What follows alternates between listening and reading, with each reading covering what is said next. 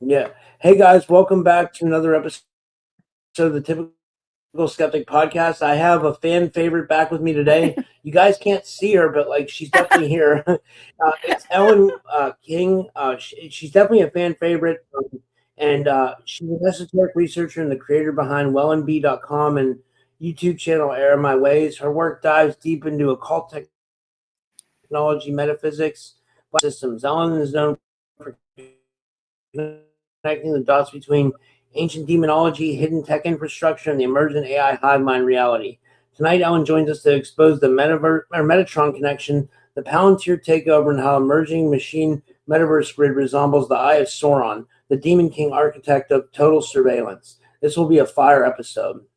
Ellen, thanks so much for coming back on. How are you? Yeah, thanks, Rob, for inviting me back. I'm sorry that there's some technical difficulties. I don't know. The StreamYard isn't working very well for my computer.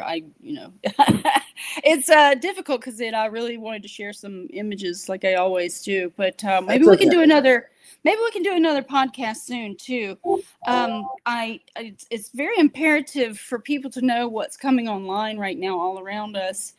And it just keeps getting bigger and bigger with this narrative about reptilians that are walking amongst us, portraying themselves as humans. We've got famous people that are even coming out and stating that, they sign contracts with demons and they reveal themselves at opportune moments, I guess, to the people that are, going to be bait and switched into signing the contract. So this is all tied together with what we're discussing tonight about Palantir and how, it's actually the all-seeing eye of Sauron from Lord of the Rings.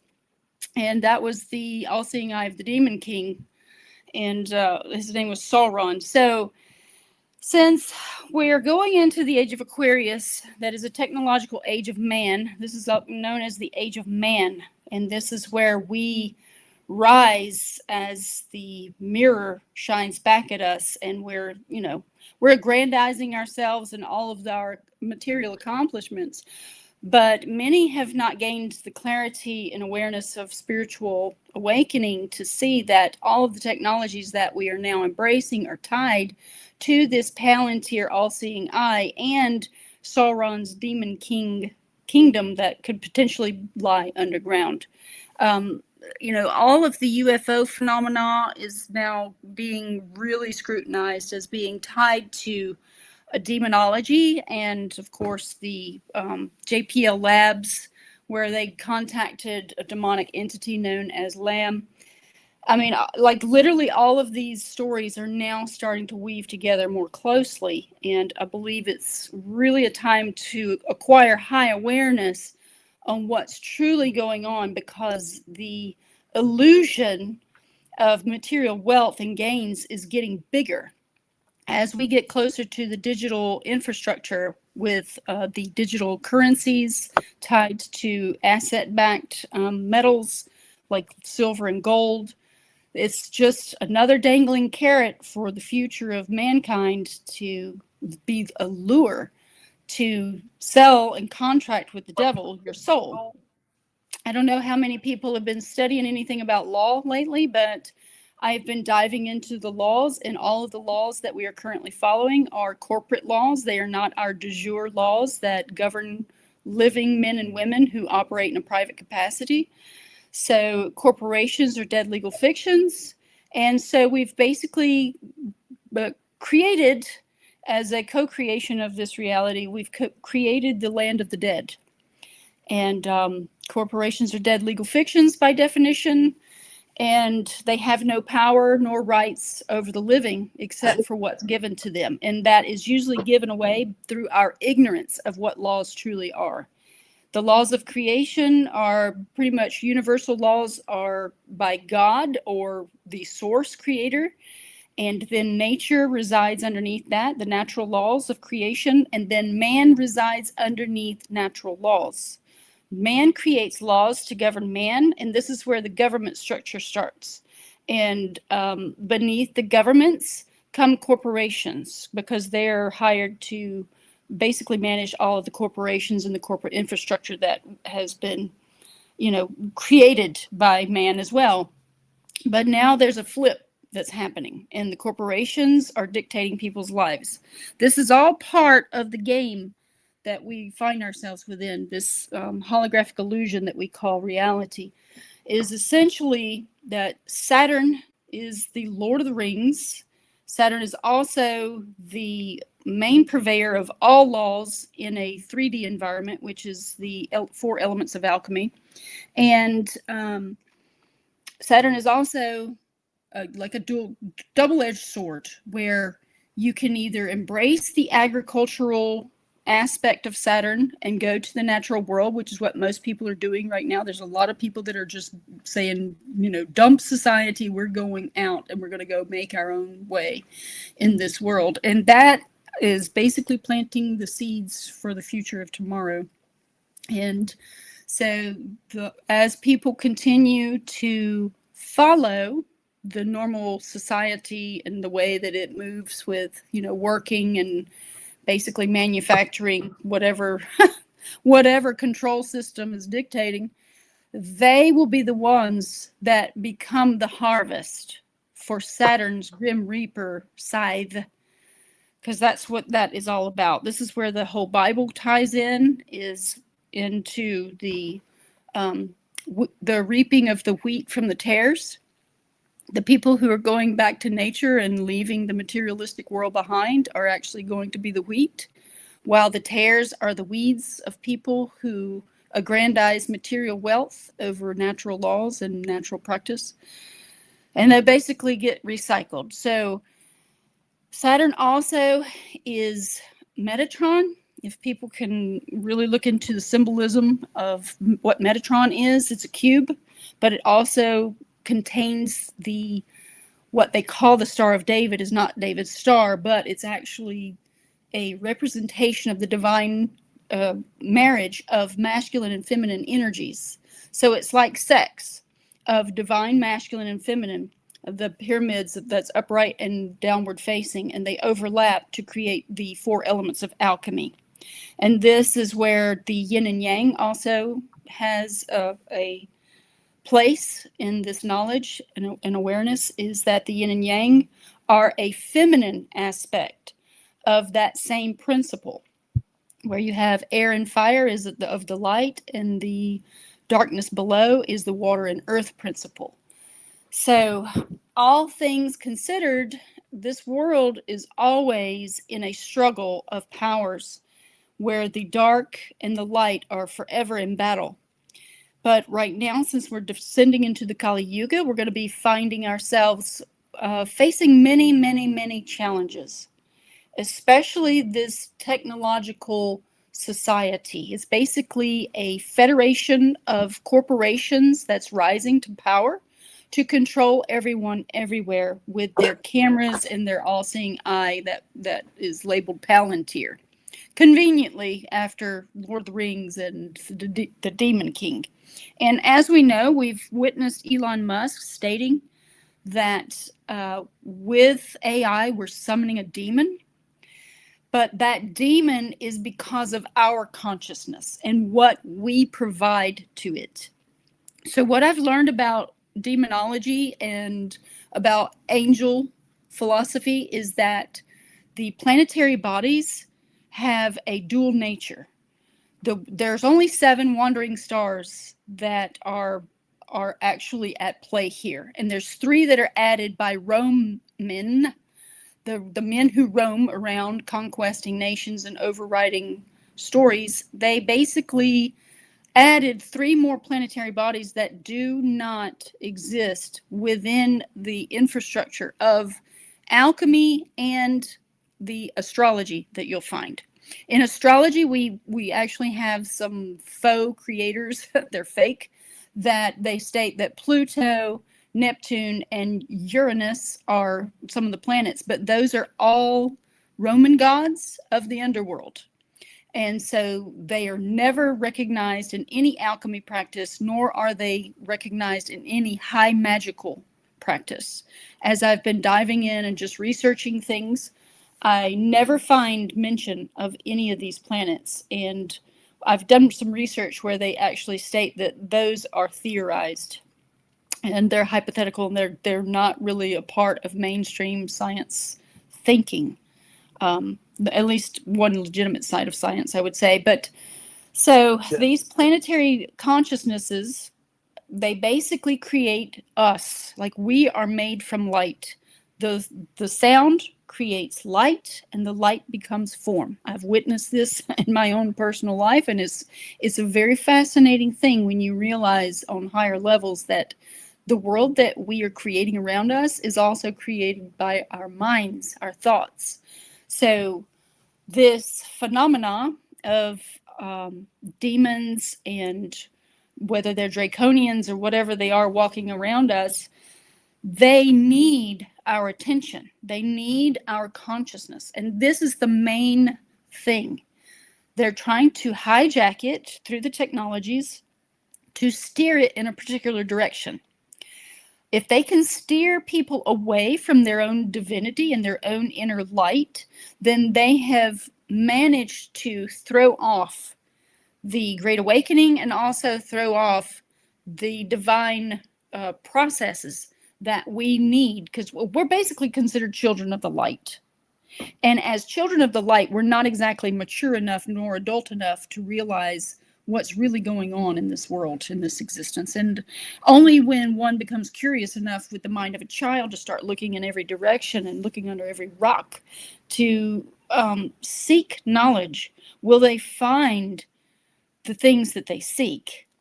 And I think that's one of the biggest things, that the biggest challenge for us is to lose the people that we've become through our indoctrination.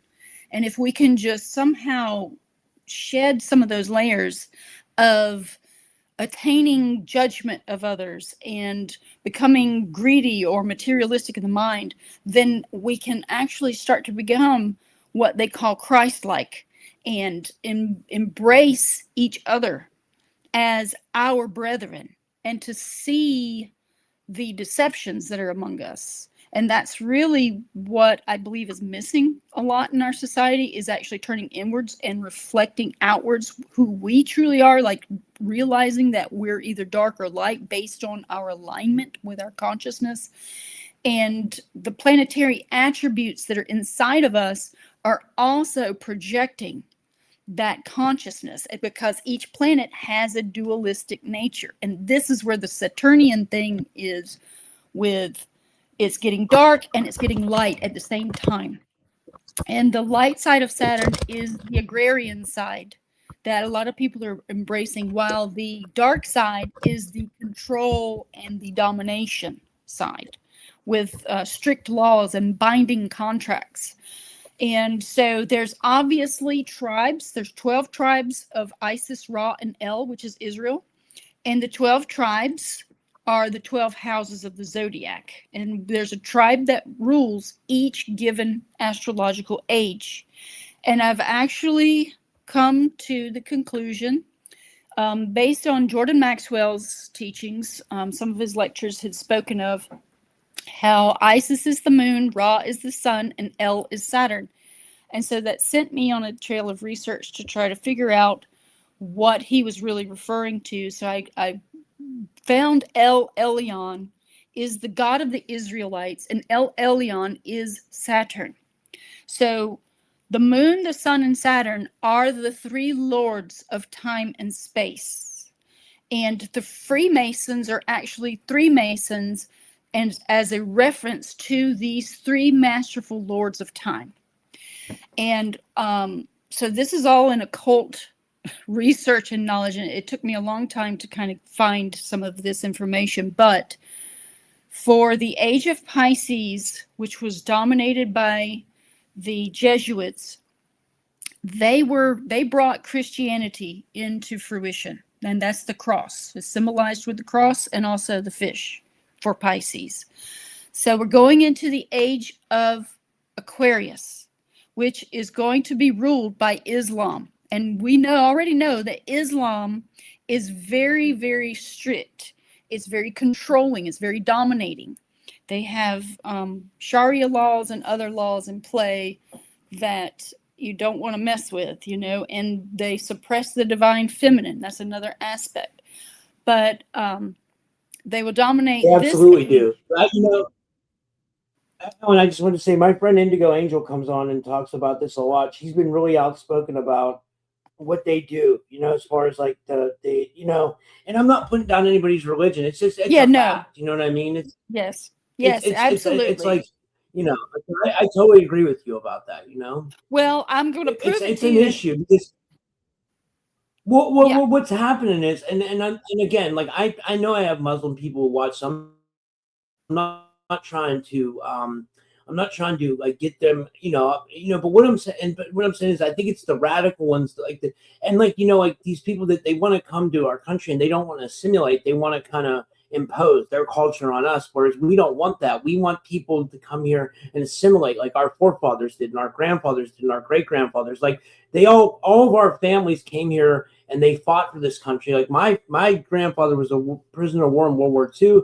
My dad was a Vietnam vet, so like our forefathers came and laid the foundation for this country to be the way that it is and have the freedoms that we have. Like, not for people to come in from the outside and take it over with and impose things that we don't want. That's kind of how I feel about it. Well, let me tell you, it gets deeper than If that that, makes any Rob. sense. Essentially, the forefathers Yeah, were because sent I'm to. What's that? sorry. I'm sorry. Go ahead. Sorry. Oh, no. I know So it's okay. Go ahead. Sorry. you got to look into this. Now, this is going to be another part of Revelation. Essentially, the forefathers were all Freemasons, and they came over here to dominate this country and to wipe it clean so that these seeds for what's happening now can grow into fruition. We basically are a nation without any spiritual grounding. We've been basically under a psyop to think that we're united because we're called the United States, and they've told us that we have all this independence, and we were raised to think that we have to leave our house when we're 18 years old, when we're still growing as people, and to go out and to make our own way. So basically they conquered us and divided us all from our natural process of community. Like, we don't have community anymore. We're very much individualized, and that's a way to divide and conquer, especially by placing this ego consciousness about how we're so great because we have freedom.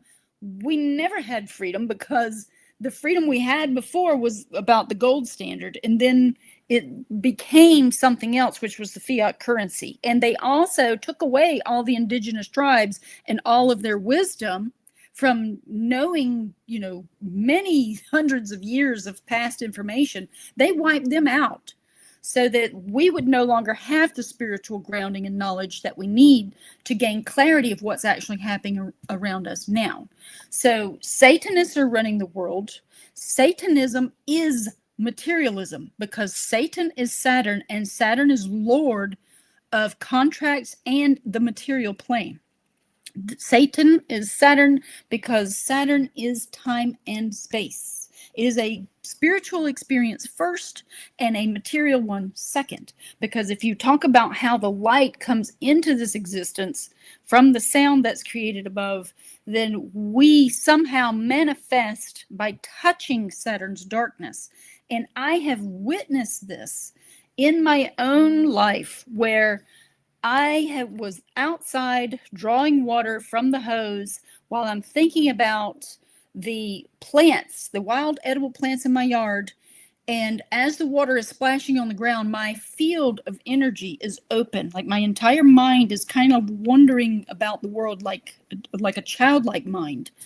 And as I'm thinking about the wild plants, I realize there's a wild plant that I have not seen in my yard, and it's called a lamb's ear plant. That's the nickname of it. And I was like, wow, I have not seen that. I wonder if I could go out in the wilderness and find it and put it in my yard and have it proliferate in my yard. Well, 4 months later, that plant appeared right where the water splashed from the hose onto the ground. And it was in that moment that a revelation hit me, because I've been studying Franz Barden's work about how your thoughts are electric and your emotions are magnetic. And if you open up your field, basically is what I'm deducing, is that if you open up your field of consciousness to be completely open and aware and open to wondrous kind of emotions, then you've become so clear and so clarified that now you can actually create literally from the etheric realm all around you via the water, because the water is the carrier of the memory of consciousness, and it touches the carbon, which is Saturn's domain, touches the earth, and then it manifests into form. And then after having this revelation, I realized where we are in our situation with how we're treating nature, how we're treating water, how we treat ourselves and each other, and the implications of how we have become satanic. We have become unaware of our the actions that we're actually having on our surrounding environment. It is so deep that this is part of the spiritual awareness that the indigenous cultures were trying to impart upon people who were coming after them. And we've lost that wisdom. They used to say, you cannot own the earth owns you. And the entire script has been flipped because we're being dominated by those who worship the Dark Lord Saturn. But, you know, a lot of people can't gain clarity on that because they've been in a psyop that was invented by Hollywood's black magic wand and NASA's lies. NASA is an extension of Hollywood. And they even have the stars of the astronauts on Hollywood Boulevard to be a part of Hollywood. You know, I mean, it's like you don't get a star in Hollywood Boulevard unless you're part of the illusion. Yeah. And essentially, we're in this time period to come into our awakening, because Aquarius is about spirituality. It's an air sign. An air is spirit. Your breath is spirit, the air that comes into you. So it's just time to become more aware of that, or you will be recycled through the Metatron machine or Saturn's, you know, dictatorial energy that is coming online. And this is where, you know, high awareness is really the only key. If you really want to truly get to the next phase of this this whole dynamic that we're experiencing, and, you know, maybe incarnate as something greater than you were when you're here, it's time to become aware and start taking action and trying to lay the groundwork for people to follow in the direction, because this is the beginning where the world splits. And I always talk about this one astrological chart that I have on my channel. I show it all the time because the symbolic language speaks just like a book of our entire story of how this is the time where the split begins, because Aquarius starts at the two ankles of the human body. And it goes up the shins to just below the kneecap, which is Capricorn. And since man's body is the measure of the universe, we can start to see that what do two ankles represent? Well, two ankles represent two foundational columns. And if we're the measure of the universe, that means that there's two foundational columns in society that are being formed right now. So it's like a coded language. And if you can start to learn symbolic language, now an entire world of signs, seals, symbols, colors, all these things start to speak a story all around us, especially the color black. The color black is Saturn's color because it is death. Black in ink form, black in clothing, black like our black magic mirrors that we're looking at. These screens are scrying mirrors for black magic. All of this is tied and linked to the age of Aquarius and Saturn's dominion that we're going into right now. And there are some tribes that worship Saturn, and Judaism and Islam are the two main ones that worship Saturn as the most high god. because if you're talking about a material existence, that their God that they haven't researched about, they just, were raised in the environment where they started following this thing. Your most high God is going to be the limiting God of the 3D material experience. When there are actual levels beyond this is what we hear about. If you follow Eckankar, you'll start learning about some of the lighter planes that are above us. And I don't know that much about Eckankar, but I did find it briefly, and I found it intriguing. But there are other teachings that teach about the Cathara grid that has 12 Sephiroth versus the Kabbalah grid that has only 10. And the 12 Sephiroth, again, starts to coincide with the 12 houses of the zodiac and how they are managed by the 7 lords of the material plane, essentially, which are the planettes that are auric fields of energy that are connected to our 7 chakras, and they're honored as the 7 days of the week, and they're the 7 visual rays of light that we see. So all this stuff starts to add up when you really start looking into the number symbolism and how they're connected. You see these repeating numbers all the time, like 33rd degree is actually the 33rd degree in the sky of the zodiac, where the sun and the moon traverse. Those are the different areas. So, I mean, all of this stuff. So, essentially, the Freemasonic Lodge is also part and parcel to the ruling of the 3 astrological dark ages they are part of the cosmic year. And as I was saying before, Christianity became about in the age of Pisces, which was where they got the Jesuit system and everything from. And then the age of Aquarius shall be ruled by Islam, which is the crescent moon. And they show the crescent almost like horns of Taurus too. Like when you see the crescent moon, it's also symbolic of Taurus, which is the material plane. Whenever you see bull symbolism, it's talking about earth plane, it's talking about materialism. And that's another thing. People get Moloch and Baal confused all the time. They're demonizing Baal when Baal just means bull, which is a reference to Taurus and the sun in Taurus. So Moloch was the black sun that they sacrificed the children to. And we're dealing with the same people, essentially. But the age of Capricorn is when Judaism rules, and they'll have Greater Israel built by then. And they actually have a map out where they take over half of Saudi Arabia to create their Greater Israel. And they sort of swallow up the entire area that they are now planted in.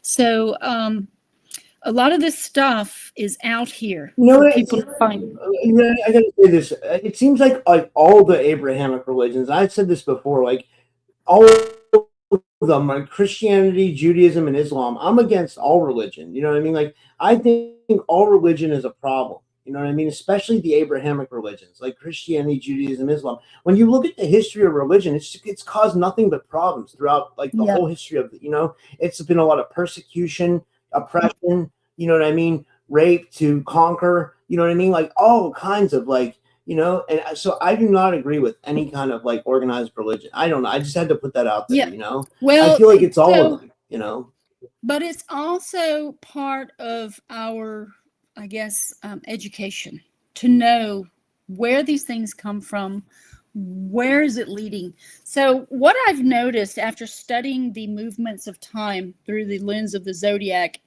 we ride these sine waves where we become aware and then we become like unaware again. It's almost like the conscious mind and the subconscious mind flow through us as we move through these signs of the zodiac. And now the signs of the zodiac are happening to us every single day.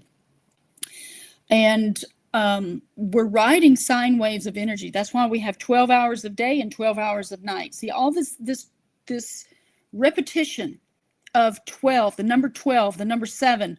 It's important to start becoming aware of this stuff because it starts having references to, again, the zodiac, and then again, the 7 planetary wandering stars. And so they are all doing a dance in the heavens that essentially creates this entire illusion that we're experiencing.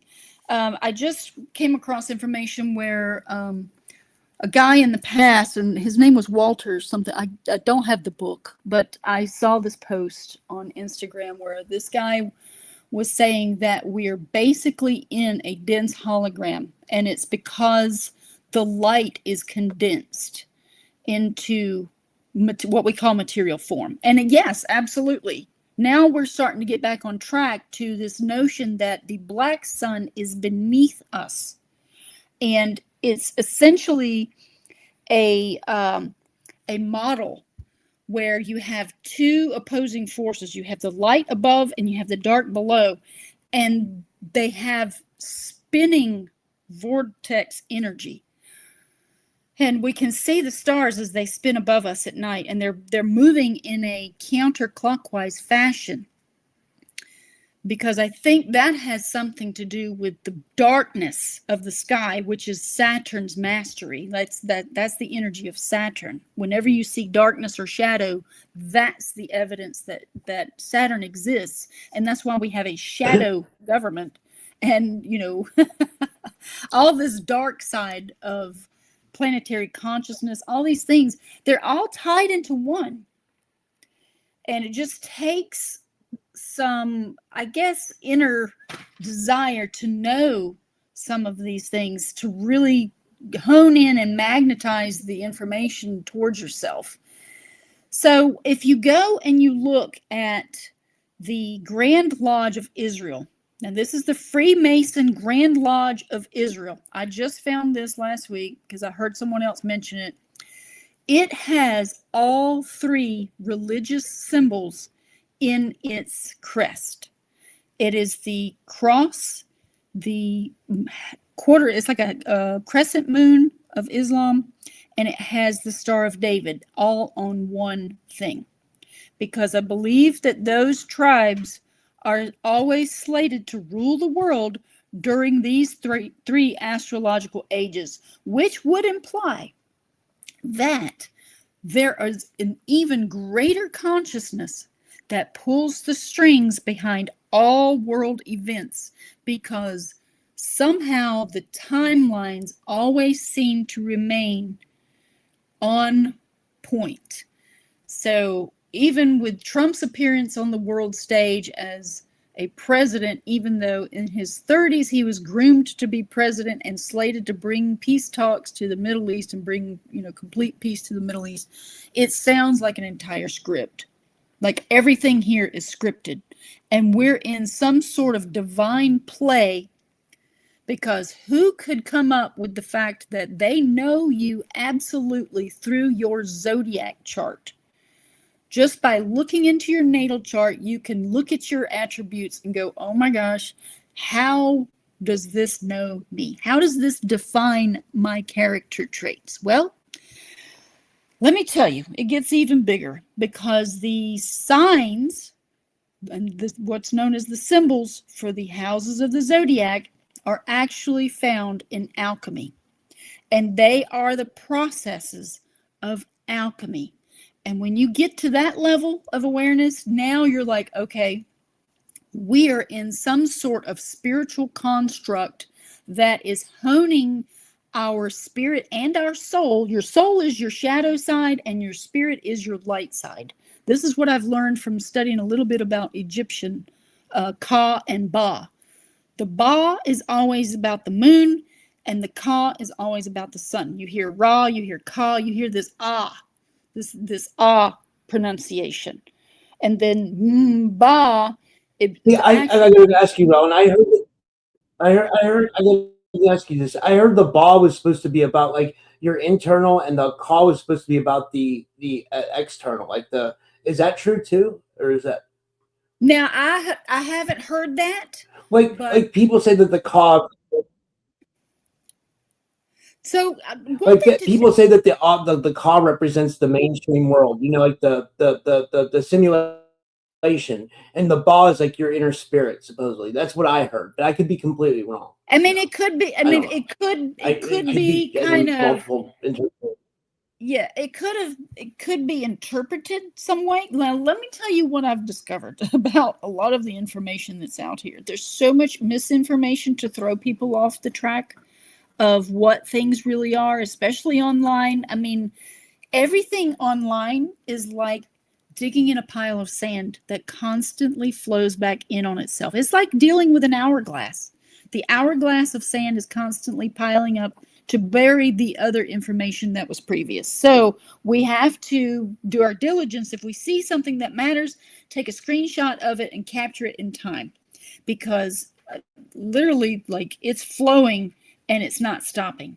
But the Ka and the Ba information, I basically, based on my research of studying this whole moon cult and all this moon symbolism and how the moon relates to the emotions and the mouth and rules the moon, the mood chakra and the mouth chakra. This is like, okay, what does it mean? Well, the moon is just like saying ba.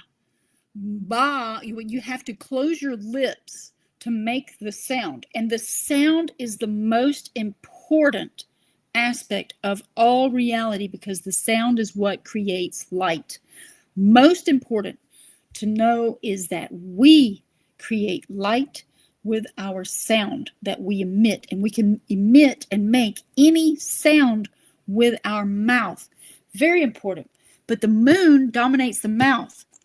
And when you hear ba, it tells me that it's associated with dark light, which is the moon, which would be also connected to Saturn's mastery of being the shadow aspect or darker aspect. And the Ka sounds a lot like Ra and Ki, which is energy. And I'm like, okay, so Ra is the light and Ba is the shadow. And the shadow part of our body is the physical body, because we can't see inside of it. It's made of earth and water. The breath, which is an air sign, is like the air energy. That is the light. That's part of the yin and yang, where you go into the light, and the fire, which is light, is also the spirit. So essentially, we're spiritual first and then material second. But the Satanists, which are materialists, they are the fallen angels, they rule the earth material plane.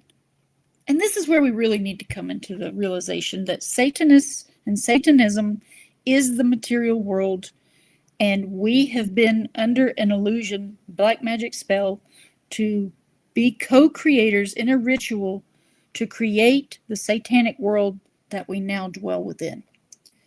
And we have to just look at the bigger picture, how everything connects. And then you start getting it. And you're like, okay, how can I change this dynamic? You can change your life, because that's your free will choice.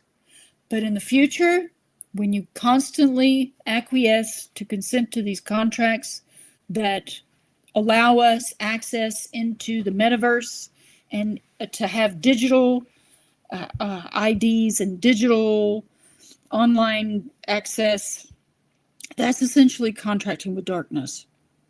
And you're contracting with the satanic world, which is governed by corporations. Corporations are dead legal fictions again. They're dead entities. We're ruled by the dead. And in order to be living, you have to make a decision to live in the light, which is the light of Christ, which is what's inside of us, and the light of the sun. The sun is the Christ King. It's the crowned one that gives light to the world and gives life to our form. And so that's going to be the dual nature. If you look at the zodiac wheel, where we are with Saturn ruling Aquarius, look directly across in opposition of Aquarius, and you will find Leo, which is ruled by the sun. That's where you find Jesus. So since Jesus is the sun, the light of the world, facing off with Satan, the Lord of Darkness, as we descend into the Kali Yuga, this is what our challenge poses for us in this experience that we're having right now. Now, the cross of the Templars, the Knights Templar cross that they wear on their uniforms, which is like almost like the Red Cross of the organization that we have. It has a wider like tip that kind of flares out. It's because it's also telling you that it's an aspect of the zodiac. If you look at the zodiac and you make the Knights Templar cross, it will overlap the two opposing forces and then the two extra forces of energy that are also in opposition. So you'll see the opposing planets and the energies of the constellations, and this is where they get the whole design for the Knights Templar cross. So if you study the zodiac, you'll know the movements of time, and you'll know what's coming and what energies, are out here that are going to be affecting us in our daily lives, monthly lives, yearly lives, and in future timelines. So, I mean, it's just a lot to take in. The metaverse is part of the Metatron digital construct. So Metatron, since Saturn is the Lord of Darkness, these underworld beings basically have created a synthetic universe where they can also trap souls. Now, this is also coming out in some of the technology. They tell us in movies, of course, in all these movies that are coming out where they can collect your consciousness and upload it to the cloud and put it in a sleeve that's a cloned body and do all these things. This is old technology.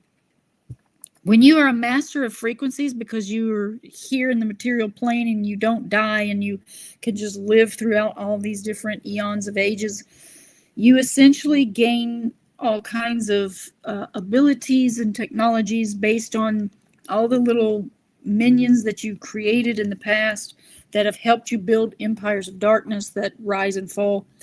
And the technologies that have been built are basically kept underground where they get released from time to time. And I think it's also for our advancement so that we can have technologies to fight them in the future. But at the same time, we have to gain clarity on where these technologies truly come from. And that currently they are being distributed to be used against us in a future timeline. And they're kind of used against us now in kind of ways that are just more annoying than anything. But at the same time, indigenous people, and I've heard this in more than one place, they state that mirrors and cameras can capture a part of your soul. Now, in a spiritual sense, I can see how that can be truthful because of the awareness of researching about the Delaware camera. That's a thought form camera that was used by Marcel Vogel, who developed our liquid crystal displays for our technologies. He borrowed the camera from Britain, or England, I should say England, because Britain is a whole nother, that's a whole nother yarn. He borrowed the camera. It used a crystalline solution, basically water, but it had like silica or something. And it had these plates where you could think a thought and it would create an image on the plates from the camera. And that essentially told me that your consciousness does create your reality. It affects your surroundings, but your consciousness, since it's a frequency, can also be captured. And even your image, since you're capturing an image and holding it somewhere in time and space, that means an essence of you is being left behind for future use, potentially. So this is a very, very strange world.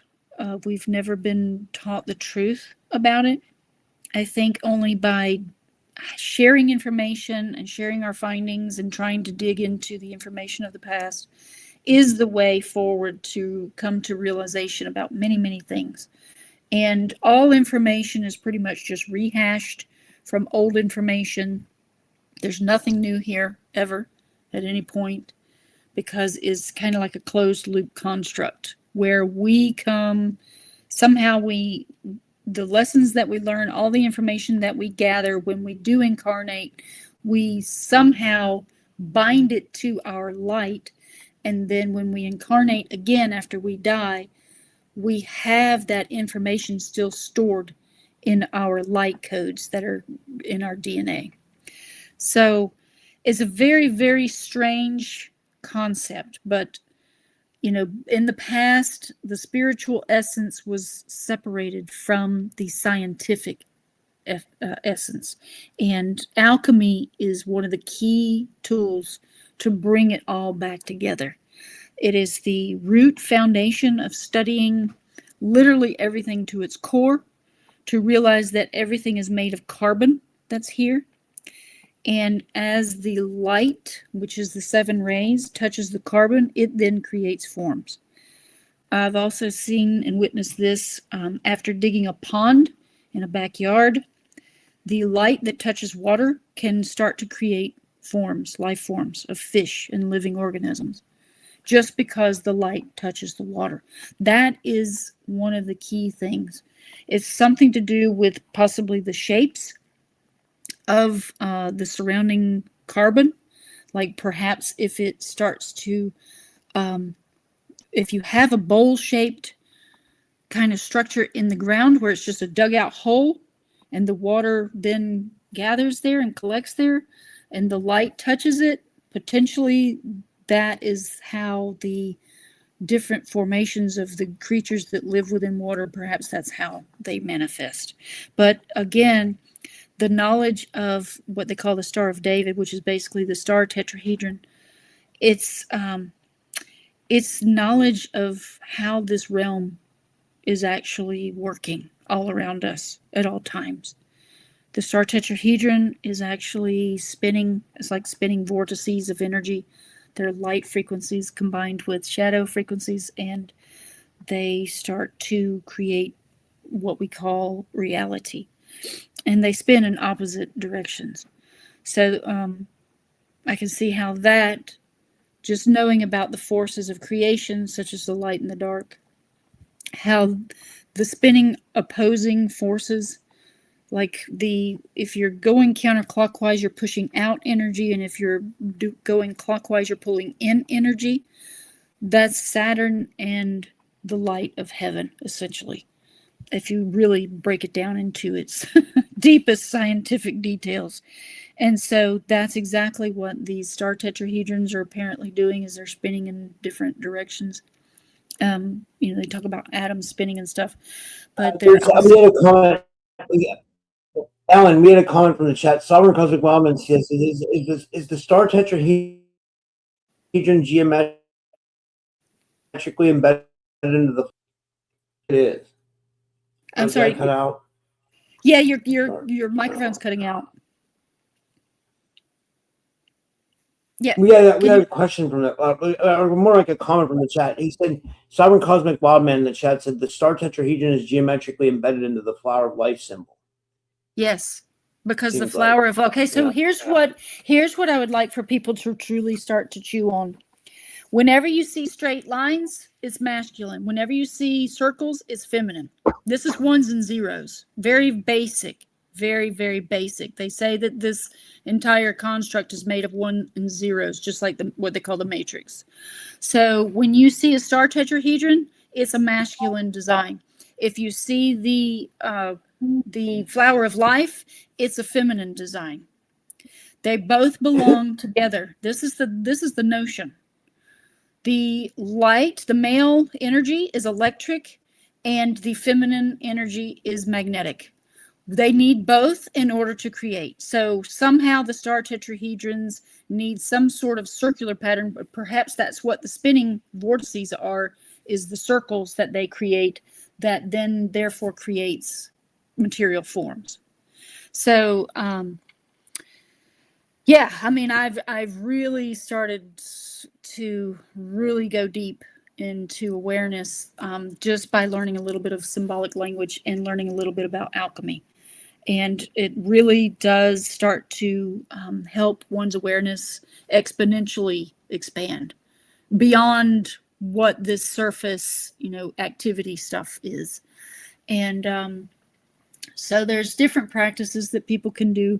The main practice that we should be focused on, I guess, if we want to evolve spiritually, is to silence the mind. Learn how to control your thoughts. Learn the practices of Qigong and other breathing techniques, pranayama, breath work, different things. The spiritual teachings of the East shall start to restore the lost balance of the world, because we need to connect inwardly to be able to hone our discernment. There's going to be so many lies and duality that we see due to the nature of where we are in time, because the light and the dark are facing off. The dark is always going to be in shadows, and the light obviously is the light of truth.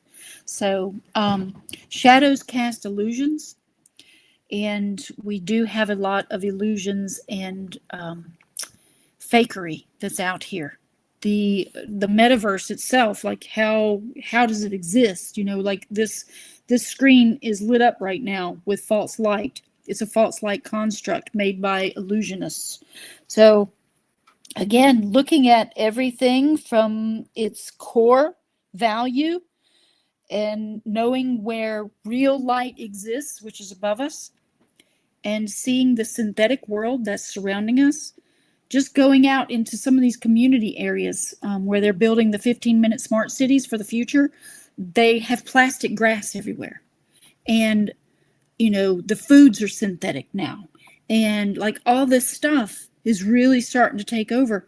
And our awareness is the light that is manifesting right now for us to pull back the veil of shadows and to also illuminate our consciousness and our actions upon the dark essence that's rising.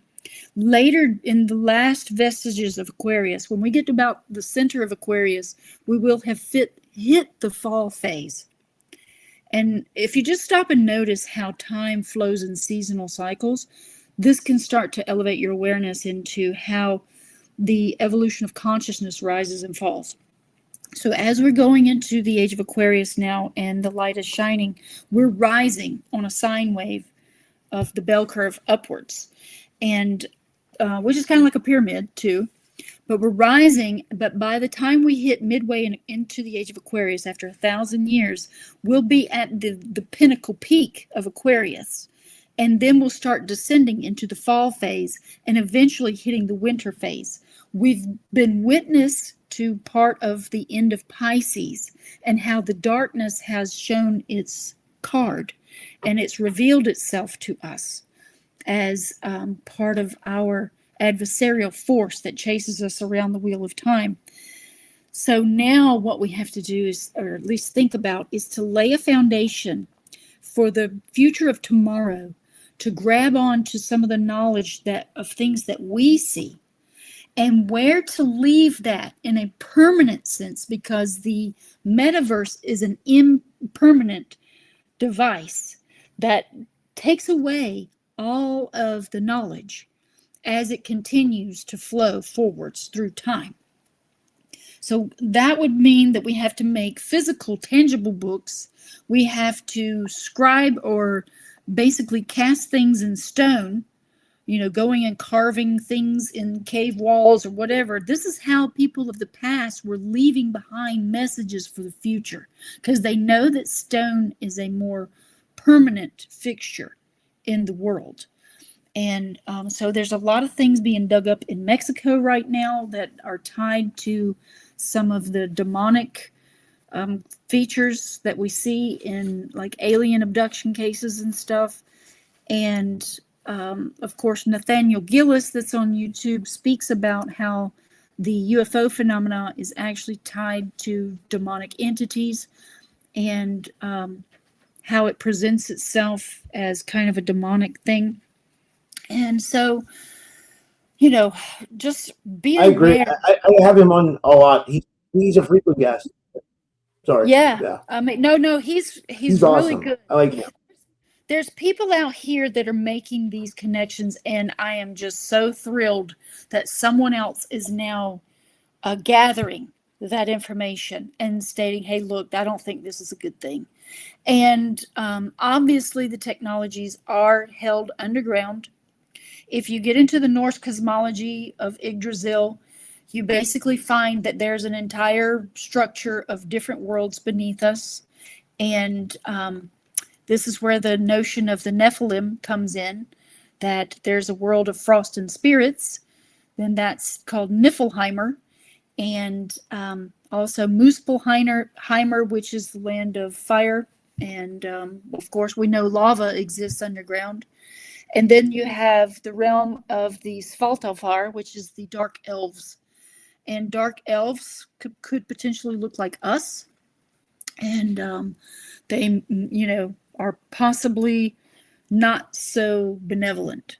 And since we know that a lot of these underground bunkers are being built for billionaires and such, and that people are signing their lives away and their souls away with contracts in Hollywood, and this is basically where they're going, is underground, it's not good. It's not good. When you go underground, then you can look this up online. I found the actual science because I had heard about this from something back in like 2015 about an experiment that some scientists did where they put a woman underground, and holding her underground for about 4 months or so, she stopped ovulating.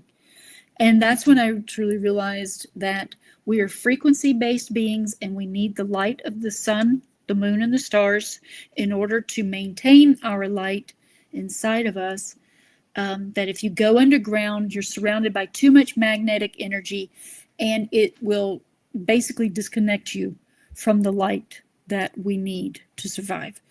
And also in Lord of the Rings, they depicted this with the Gollum, who actually was a hobbit, and he went dark because he started living underground, and he became a shadow of himself. He became pale and malformed. And what do you think gray aliens are? I think they're basically kind of like a hybridized human species that maybe they're just a clone of something, and maybe they have some remnant of human consciousness, but that they're part of a hive-mind machine Borg system. So, there's all these different theories that we can put out here, and at least if we get some sort of narrative going about it, maybe we can figure some things out. I've never experienced any of those beings, so I don't have any firsthand experience. I don't really want any.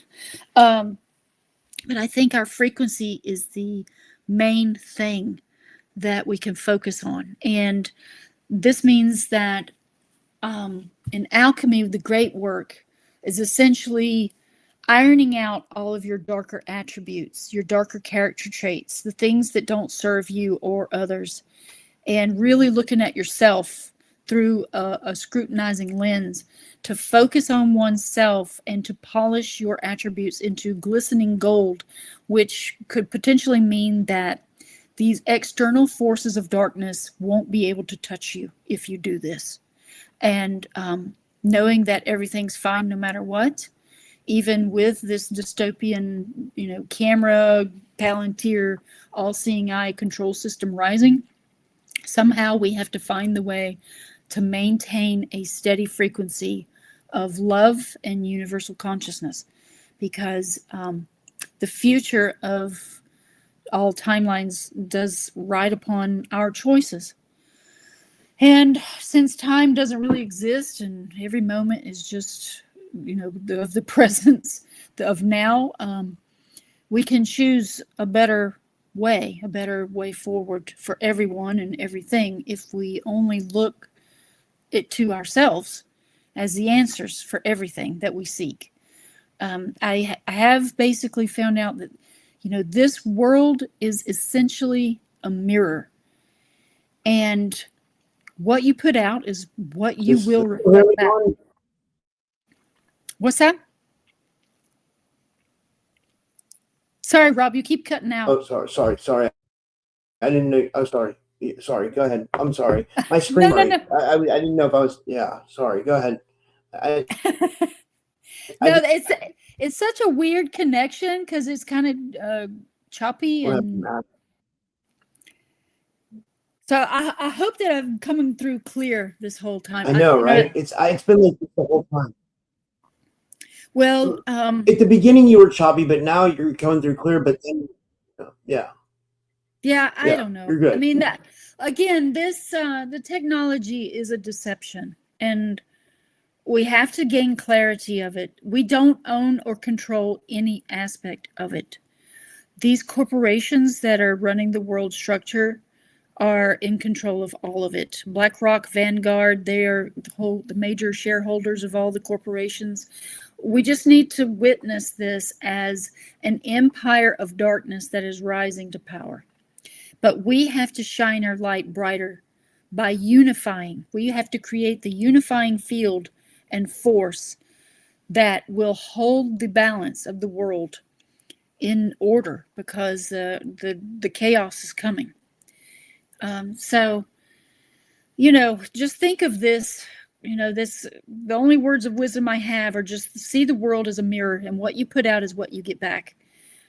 So when we're in these big cities, like I live, just outside Atlanta, and I see how people become more stressed the more disconnected they become with nature, because nature is our grounding force. It is the heart chakra.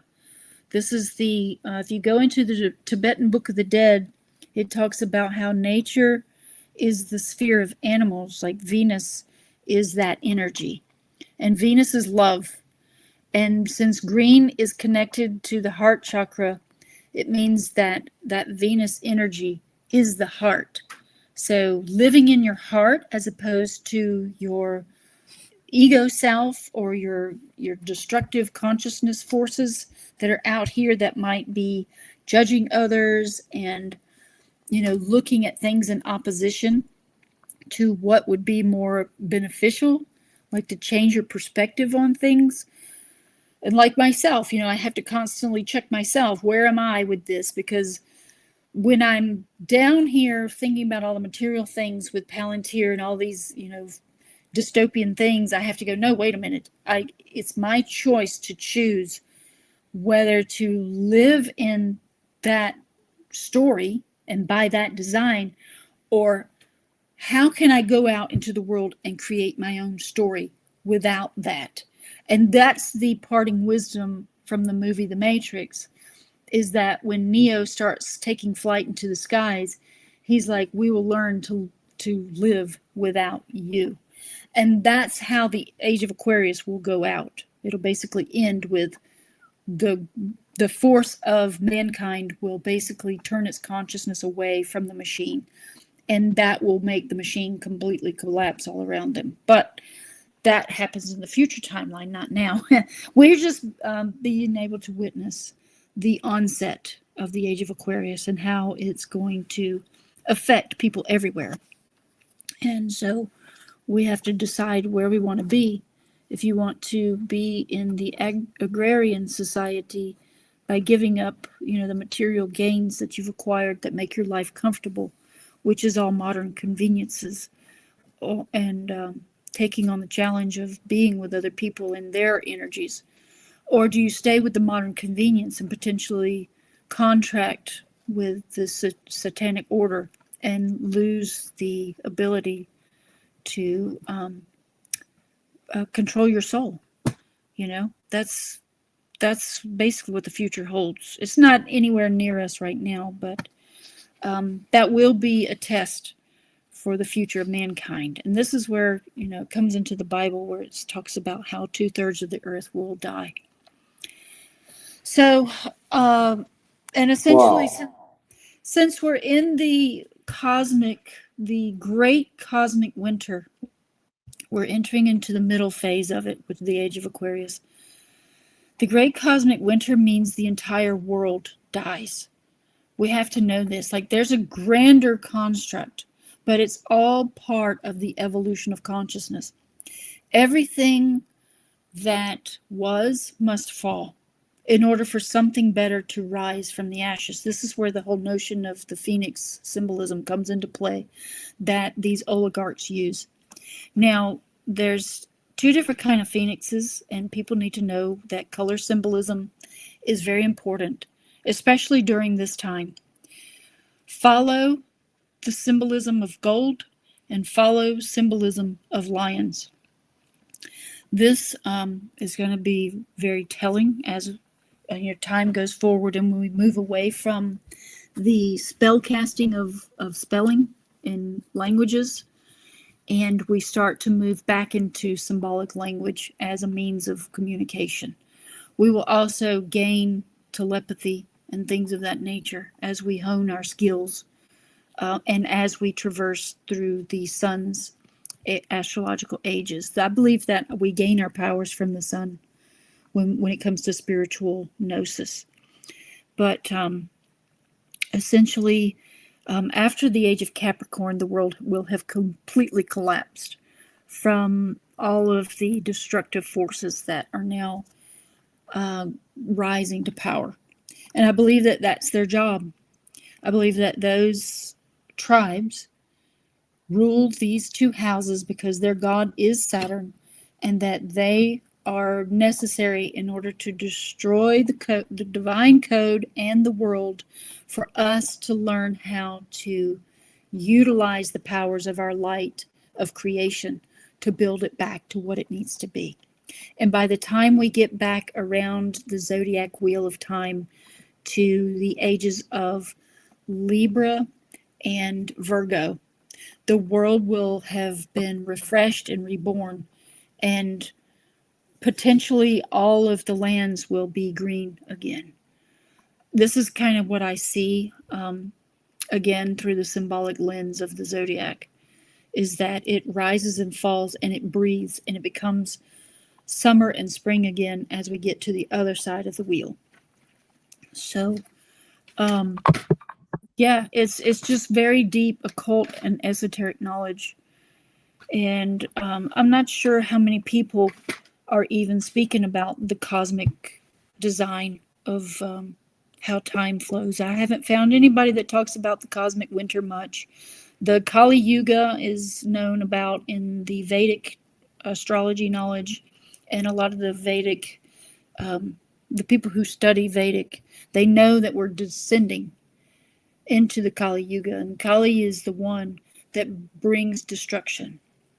So, but then as we come out of the Kali Yuga and we start to ascend the bell curve, that's when the world starts to become rebirthed, until we hit the pinnacle point at the top of the zodiac where we cross from Cancer to Gemini. Then that's going to be the time of the golden spring again. And that's the height of all life in this existence, which means everything is refreshed and reborn and green and, lovely. And I wish we could just instantly go there now, but we have to witness the destruction and the great destroyer. This is where Hercubulus comes in. I just wanted to tell you, Ellen, you got a really good comment on Rumble. So someone on Rumble said, I'm gonna swear here because I want to read his whole comment. He said, "This woman is deep as fuck, Rob. I love it." This is from TI. I guess that means Target Individual 222 on Rumble. Thanks for watching on Rumble, and thanks for the nice comment. I love Ellen. That's why she's a frequent guest here. You know what I mean? And she's always on Leak Project too. And you do other shows, right, Ellen? You do a bunch of, or not a bunch. I know you do a couple, right? Yeah, I haven't done too many interviews lately. Listen, I've been doing so much just reflecting. I haven't even put too much content on my own channel. I am going to be speaking on the Grand Lodge, Freemasonic Lodge of Israel, because I think more people need to be made aware of how the religions, they are re-legioning the minds for a purpose. And it's been about money and power and corruption, and also a tool to steer people in a direction And I believe that it's also part of the cosmic design, because it all ties into the zodiac phases, how it goes into the different energies of each astrological house. So it's definitely part of alchemy. And that's another thing that I want to impart people about.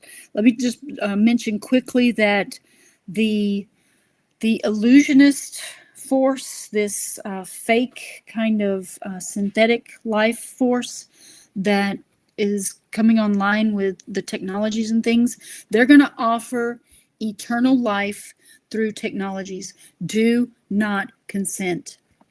If you take and acquiesce to contract with graphene oxide, now graphene is carbon, okay? Carbon is Saturn. When you consent to contract, make sure you know what you're getting yourself into. If you take technologies to alter your consciousness or to contract with their dark forces to gain some sort of supernatural abilities, you are giving up your sovereign right to be connected to divine light. I cannot express this enough. This is what's coming.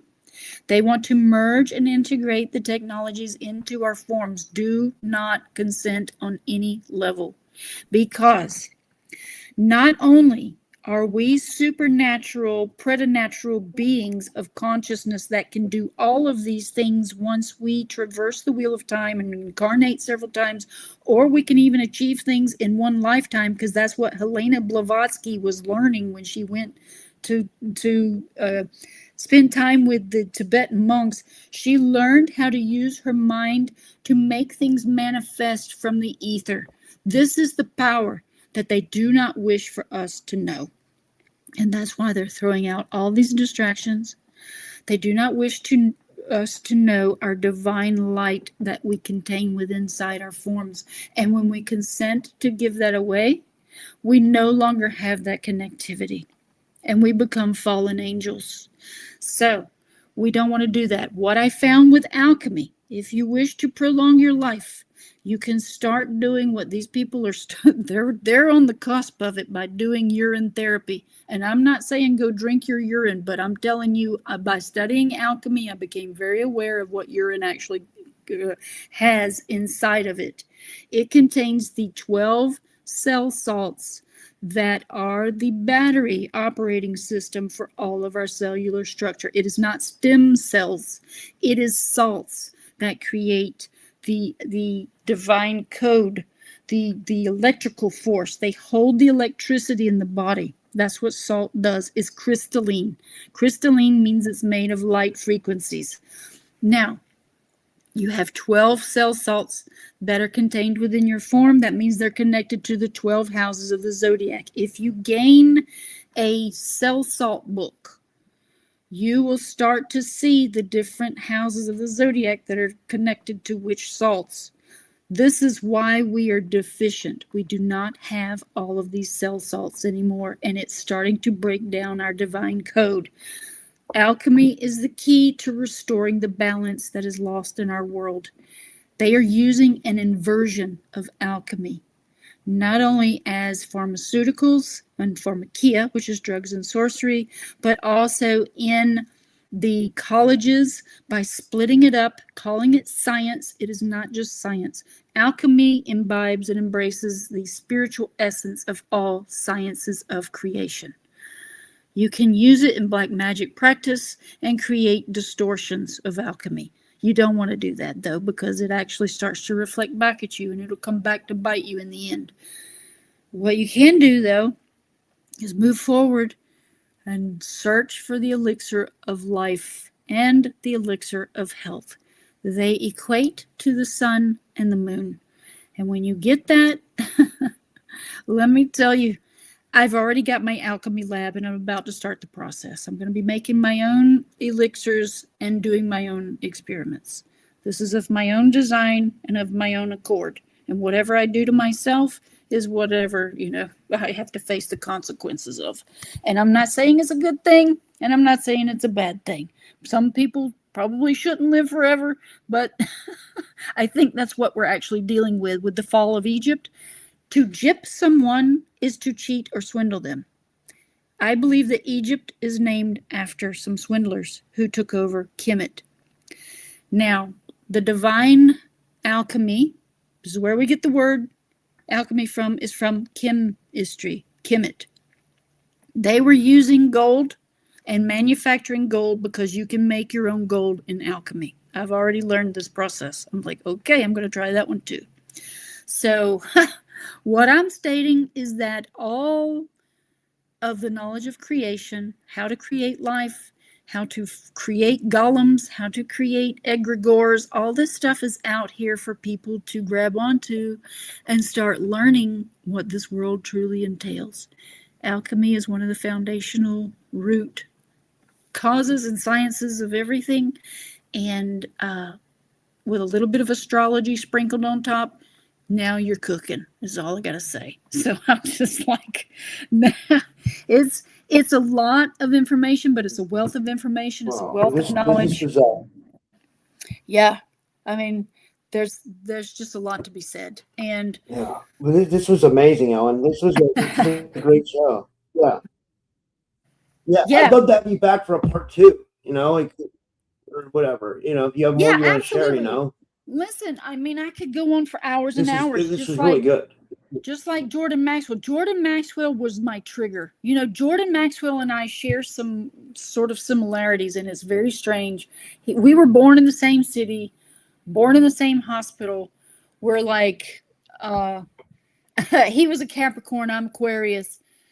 We kind of lived in 2 different timelines, but it's almost like I picked up the torch and I started running. And I'm like, he gave me some gems of knowledge to go into symbolic language and to look into the origins of religions and things. And I found that basically the religions, when they fled the desert of Egypt, they essentially were led by Moses, who was a moon cult leader. And whenever you hear moon, just think about darkness. And that's usually a dark cult.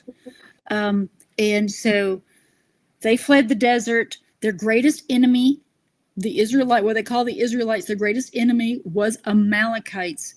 The Amlaks, Amlak, means to lick blood. That means their greatest enemy was the vampires. Now we're starting to learn that cannibals are actually in control of the world, and vampires. Yeah. And I think they made an allegiance and alliance. And I think that's what we're dealing with. So anyway, I don't want to take up your time. Yeah, Rob. With the release of the Epstein files, we have seen that, right? It's like showing that there's some really disgusting people at the top of this world, or that and I they say absolute power corrupts, and I absolutely believe that. Like, I think that, like, people just get, like, they get, Derek in the chat's cannibal pedos. He said, yeah, that's exactly what they are. It's sick. It's really sick. Yeah. Yeah, we could keep going because, that whole Sharia law and, what they do over in Islam and stuff, where they marry children of any age and all that stuff, that's pedophilia in our world. And if they allow that in their world, that means that we're dealing with that here. So, so again, if we need to have another show where we talk about some of this stuff, because I go there, and I don't mean to offend anybody by the things that I find. And I believe that our biggest issue that we need to overcome is the donning of labels and imbibing and embracing labels as ourselves, because we're not these labels. We're not Christians. We're not Muslims. We're not, Jews. We're not any of these things, these labels. I'm not even this name, and neither are you. We don't have names. We are like divine essence that has manifested here in this dark, dense reality. So there's a lot that can be said. I think the religions have been a big problem for society. Like, I think people need to come out of the religious paradigm, and like step into like spirituality and like and real alchemy, like you said. It's crazy how much religions control the world. You know what I mean? And all they do is fight with each other. It's crazy. Yes. Like it is an illusion. It is a black magic spellcasting illusion to get us divided so that darkness can conquer our world. That's essentially what the core essence of it is. Even Jordan Maxwell, he always quotes, "Get out of her, my people." And he talks about the Bible, how it was Jesus saying, "Get out, come out of her, my people," because it's talking about the church, which was from the word Kirk, which was from the word or name Circe. And Circe was a witch. So, you know, all of these things are by design to basically capture the essence of our minds. Yeah, I agree. Well, this is awesome, Ellen. Do you want to tell people where they can find you and stuff? Yeah, tell people where they can follow you and your channel and stuff. And I'd love to have you back. This was amazing. Yeah, let's do another one in the near future, because I'll be available. I'm off this TV show soon too. In April, I'll be off and I'll be free as the wind. But so my channel is Era, ERA, of OF My Ways, WAYS. And that is my YouTube channel, my Rumble channel. I don't keep it updated because I do try to be present in the world. I am not one of these people who has a lot of time to spend making content. And I'm a little leery on giving my face a lot of times to the machine. I try not to do that too much. I believe that we have the ability to dispel all of that, but just by the commands of the light of the word that we have. But also you can send me an email if you wish to Wellenbe, WELLENBE @yahoo.com. You can invite me to your channel, your podcast, or whatever. I'd love to talk with everybody and share and receive any information. I believe that our greatest gift is that we can exchange information now, and we can join each other on each other's channeling information online to try to give messages to people. Spread awareness, I say. I agree. So, but yeah, anytime. Yeah, but thank you so much, Ellen. This was amazing. And yeah, guys, I'll be live again in 15 minutes. I have Matthew Morning coming on. So that'll be a great show. So everybody can stick around for that. Or, it'll be on a different link or whatever. But yeah, so I'll see you guys in 15 minutes. And Ellen, this was amazing. This was really good, So yeah, thank you so much. And thank you. Maybe we'll do thanks, guys. A different Zoom next time where we can use the video. Yeah. Yeah, that would be good. Yeah, and it's okay. Yeah, we'll definitely. I'll remember that. We'll use Zoom next time. Yeah, that's fine. Because we had problems with StreamYard. This StreamYard, I pay money.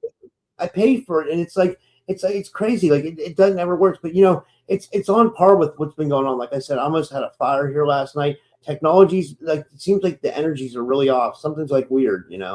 Definitely. We're affected. Yeah. Okay, great. Well, thank you so much, Rob, for having me on. All right. Yeah. Thanks, Ellen. And I'll see you guys in a little bit.